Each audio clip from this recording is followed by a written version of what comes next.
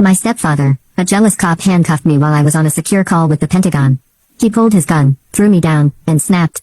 "You think you're somebody." 5 minutes later, 5 black SUVs stormed in. Because I'm a general, my name is Samantha Mitchell, 37, and until last month, my stepfather, Richard, had no idea I was a brigadier general in the United States Army. For years he dismissed my career, but everything changed the day he handcuffed me during a classified Pentagon call. His face when 5 black government SUVs pulled up to our house still haunts me. The man who moments earlier held a gun to my back suddenly understood exactly who he had been trying to control. The ultimate power shift no one saw coming. Before I continue my story, let me know where you're watching from in the comments. Hit that like button if you've ever had someone underestimate you, and subscribe to hear more stories about standing up to those who abuse their power. Growing up in a small military town outside of Fort Bragg, I always knew I wanted to serve my country. My father had been a career soldier who died during a training exercise when I was 9. His death left a void, but also a fierce determination to follow in his footsteps. My mother, Margaret, worked double shifts as a nurse to keep us afloat. And I spent my teenage years focused on academics and job to see, knowing that excellence was my ticket to the academy. When I was 15, my mother met Richard Dawson, a local police officer with a commanding presence and what seemed like genuine concern for our well-being. Initially, I was skeptical of anyone trying to replace my father, but Richard made an effort to connect with me. He came to my job to see competitions, helped me train for my physical fitness tests, and seemed genuinely supportive of my military ambitions. "The military needs strong women like you, Sam," he told me after I received my acceptance to West Point. I remember feeling a flutter of hope that perhaps we could build a real family again. The early years of their marriage coincided with my time at the academy. I came home on holidays to a seemingly happy household. Richard proudly introduced me to his colleagues as my daughter, the future general. Though it always felt like he was basking in reflected glory rather than actually understanding my journey. After graduation, I was commissioned as a second lieutenant and quickly distinguished myself in logistics and strategic operations. My superiors noticed my analytical abilities and work ethic, and I advanced through the ranks faster than most of my peers. By 30, I had achieved the rank of lieutenant colonel and was being groomed for higher command positions. It was around this time that I began noticing subtle changes in Richard's attitude toward me when I was promoted to colonel at 30. He attended the ceremony, but afterward made comments like, "Pretty impressive for someone who just pushes papers around. And do they just hand these out to meet quotas now?" My mother noticed the tension, but tried to smooth things over.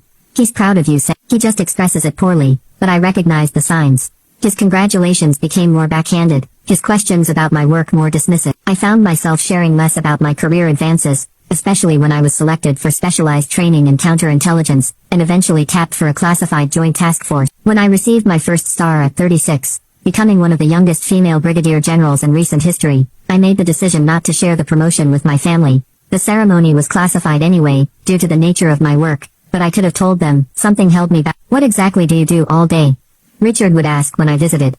"Seems like a lot of secrecy for pushing paper and playing politics." I would smile tightly, and offer vague responses about administrative duties and coordination between departments. The less he knew, the better, not just for operational security, but for my peace of mind. Last month circumstances forced me to return my hometown. My apartment in Arlington was undergoing emergency renovations, after a water main break, and I needed a quiet place to work remotely for 6 weeks during a critical phase of an operation. Since my assignment allowed for secure remote work with the proper protocols, I reluctantly accepted my mother's invitation to stay with them. "It'll be nice to have you home," my mother said. "Richard's been talking about retirement. Maybe you two can finally bond now that you're both established in your careers." I had my doubts, but packed my secure communications equipment, and moved into my old bedroom, now converted to a guest room, but still painted the pale blue I had chosen as a teenager. On the walls, Richard had hung my West Point graduation photo and my first commission certificate. I wondered if these were displayed out of pride or as trophies of his connection to someone in the military, a connection he could mention to his police colleague. Little did I know that this temporary living arrangement would expose the full extent of Richard's jealousy and culminate in a confrontation that would permanently alter our family dynamic. The first week at my mother and Richard's house went relatively smoothly. I set up a secure workstation in the guest room and established clear boundaries about my space and work schedule. My mother was respectful, knocking before entering and understanding when I explained that some of my calls required privacy. Richard, however, began showing troubling signs almost immediately. He would coincidentally walk past my door multiple times when I was on calls.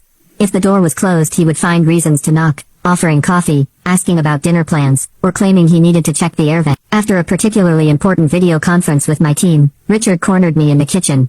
"Who were you talking to for 3 hours?" he asked, leaning against the counter in what I recognized as his interrogation posture, arms crossed, head tilted slightly. "Just colleagues," I replied, keeping my tone neutral while making a sandwich. "Must be important colleagues to need such privacy," he pressed. I heard you mention deployment schedules. I froze momentarily. He had been listening to my classified conversation. You misheard, I said carefully, and I'd appreciate if you didn't try to overhear my work calls. Some information is sensitive. Richard's expression hardened. This is my house, Samantha. Nothing sensitive happens here without my knowledge. I'm responsible for security in this household. My mother attempted to defuse the situation. Richard, Sam needs her privacy for work. Just like you wouldn't want us listening to your police business. Police business is public service, he retorted. Whatever Sam's doing with all this secrecy isn't the same thing.